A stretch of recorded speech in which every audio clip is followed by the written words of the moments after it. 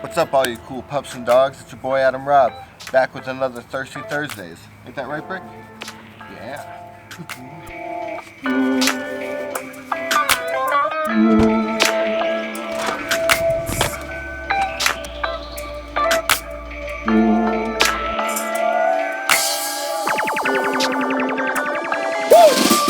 On our way there, I want to talk about masks. I've been wearing a mask when I go out to crowded places, and I bought a couple masks from a company called Loyal Strickland. The reason I've been wearing these non-medical masks in places where I can't practice social distancing is that I want to be able to protect other people from myself in case I do have it and I'm not symptomatic.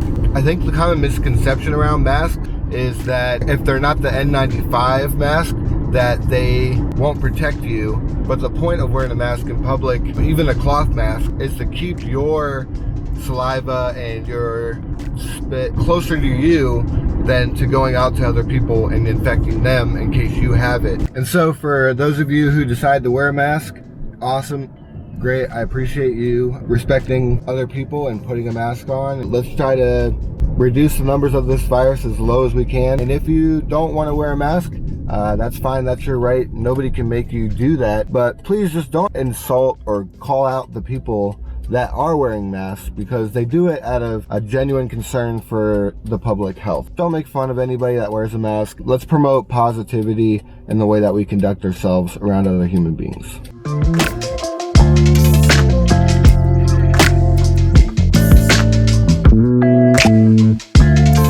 I decided to get some Cane's chicken, so I put my mask on. Pretty dope mask. Loyal Strickland. Go get them. Hi, can I get a 6-finger combo? Can I do lemonade with white ice? Can I do, instead of the coleslaw, can I do another toast? Okay. And that'll do it. Now there's a big debate whether Cane's or Chick-fil-A has the best chicken. And I'm kind of in the middle, man. Like, sometimes I'm really wanting some Cane's, but I'm always wanting that Chick-fil-A on Sunday, you know what I'm saying?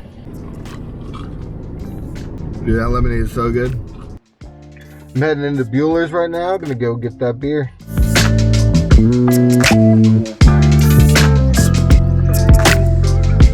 Alright, y'all, it was a success.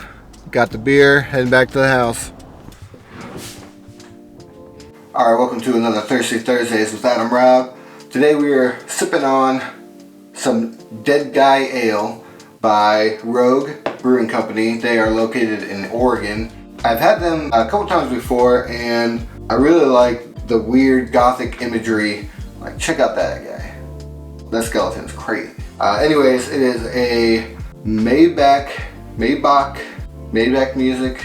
It's a Maybach style ale, and it is made with their proprietary yeast called Pac-Man. Pac-Man yeast? Didn't know that was a thing. It says they got a deep honey color, malty aroma, and a rich hearty flavor. So let's try it out. I forgot to bring my bottle opener. Alright, so let's open it up. And we'll give it a pour.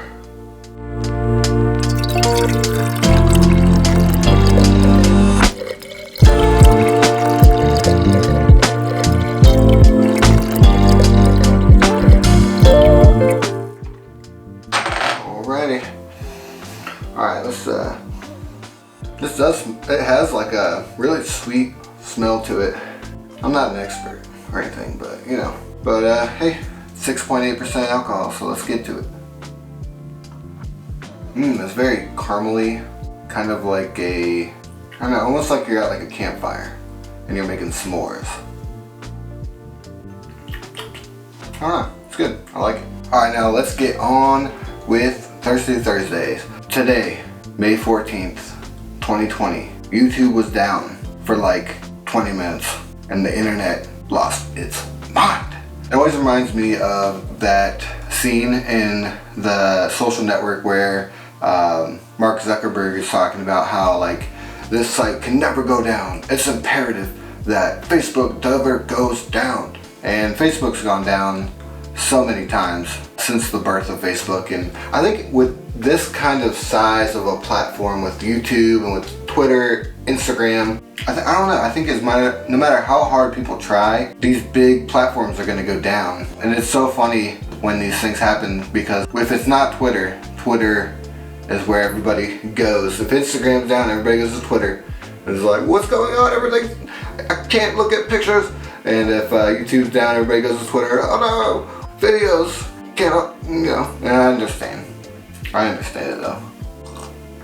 But it is funny to watch when everybody has a meltdown. In lighter news, if you're into electronic dance music or EDM DJ Cascade, he did something that was kind of cool. He did a live stream set on the glass. It's almost like a circular bridge. They call it the Grand Canyon Skywalk during sunset. And it was, like, I'm not a big EDM person, but looking at the videos of it, it was pretty cool. I've been to the Grand Canyon in forever, but I need to go back and relive all the emotions. Mostly fear of falling into the Grand Canyon. It's cool seeing artists and musicians and these kind of people doing cool things and trying to take this crazy situation that we're all in and turn it into something fun, something new, and use what, you know, the craziness that's going on and making it better for everybody around. Here's a take. You know what? Somebody should remake the movie Scarface. That hasn't been done in a while, and it needs to be done. I don't know how many people actually say that, but somebody in Hollywood has, because they are remaking Scarface. And at first, I was like, I don't know about that. Really? Why? Who would want? Why? Who? Why? Why would you? Now, I don't want to go into a debate on whether Scarface is a good movie or not.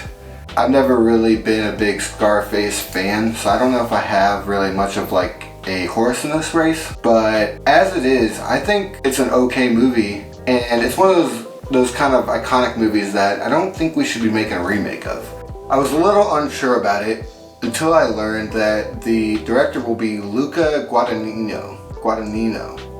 I'm gonna butcher his name, I'm so sorry. Guadagnino is going to be the director.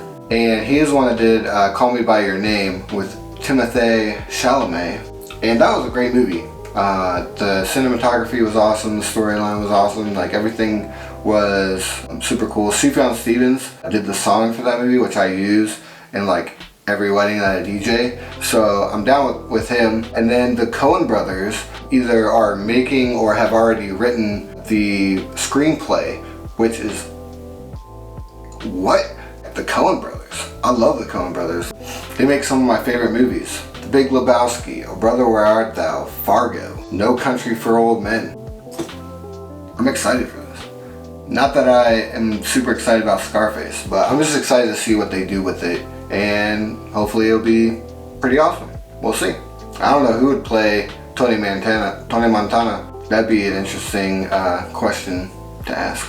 It turns out that Luca is also working on a remake for Lord of the Flies, which I've never seen it, but I've read the book, and that'll be pretty interesting as well. Speaking of Timothée Chalamet, he has posted something very interesting on his Instagram. He put a dimly lit picture of his pantry, just uploaded it to the Instagram, threw it out there. Just a boring old photo of a honey bear, some Triscuit crackers, or some cans of something. At the moment that I'm recording this, it has passed 1.6 million likes and has 37,000 comments. He's not a big Instagram user, but go figure, man. I don't know. Alright, now it's time for podcasts of the week. I'm gonna make. Oh my gosh, why do I keep doing that? They're not easy to make, but I'll keep making. I decided to cut it down to 2 podcasts a week because while I do listen to a lot of podcasts, I don't know how many weeks I can go recommending a new podcast before I run out. So, or maybe I just have to keep listening to more podcasts. I don't know. But the 2 that I want to talk about this week is Office Ladies. If you're a big fan of The Office, check that out. It consists of Angela Kinsey, who played Angela in The Office, and Jenna Fisher, who played Pam in The Office, are the hosts, and it's kind of a fun little episode by episode behind the scenes of every episode of The Office. And it's funny because Angela Kinsey is not at all like Angela from The Office, and the more I listen to it, the more I realize that Jenna Fisher is actually more like Angela in The Office, and Angela Kinsey in real life is kind of like Kelly almost. She's very bubbly and happy, whereas Jenna is kind of the more like get to the point, we're staying on the schedule. She's not mean about it, but it's pretty funny to listen to them kind of go back and forth, and it changes your perspective on just actors in general, that you can get so used to seeing people on screen a certain way, and when you find out what they're really like in real life, it's like a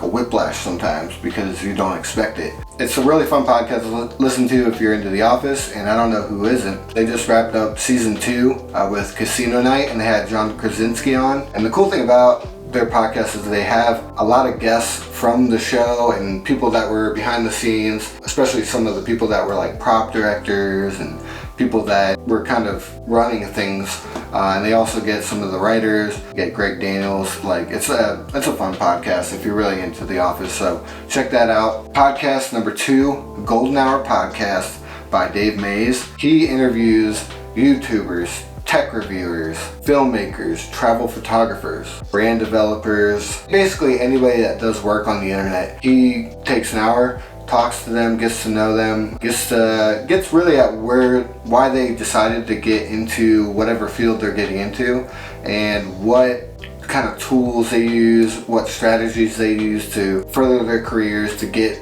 gigs, to get jobs. It's kind of like if you're really into creating online content, it's very useful information. It helps kind of figure out this whole internet thing. Yeah, you get to see so many different creative perspectives and people that do really cool things. He's had people on such as Maddie Hapoya, Sorella Moore, Lizzie Pierce and Chris Howe, Jevin Dovey, Amanda Fieri, aka Mondo Bites, Sarah Dici, and so many other people. So if you have a chance, check out Golden Hour Podcast. It's hosted by Polar Pro, I believe.